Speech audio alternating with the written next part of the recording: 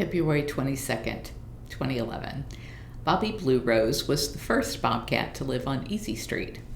Windsong was the first exotic cat, the founder of what is now Big Cat Rescue. But do you know who the first exotic cat to live at 12802 Easy Street was? Well, of course you do, because I just told you.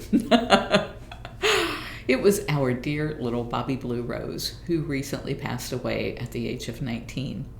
She was one of the 56 bobcats and lynx who were rescued from being killed for their coats in 1993.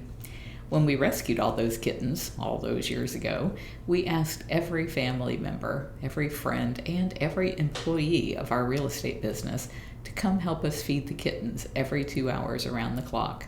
A lot of those people ended up falling in love with and taking home their favorite cats.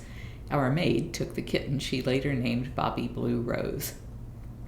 Back then, the cats were all at my home in Town and Country on 4.5 acres, and the property known as Easy Street was just one of my properties that I had rented out. What is now the gift shop was a very old home built in 1954, and my maid and her family lived here for modest rent to keep people from coming and dumping on the grounds.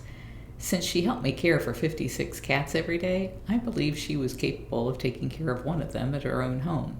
That worked until Bobby Blue Rose grew up. The woman had a teenage daughter, and Bobby Blue Rose lived to terrorize that kid.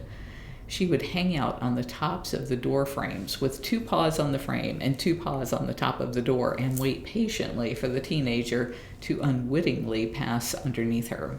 She would then launch onto her head and start ripping out her hair. It wasn't long before the woman had to decide between the cat and her kid, and Bobby Blue Rose, like most of the others, came back to live with me for the rest of her life. We learned the hard way that most people are not prepared to give a wild animal a lifetime home. The novelty wears off. The cats grow up, and then they are dumped or relegated to tiny, barren cells for the rest of their lives.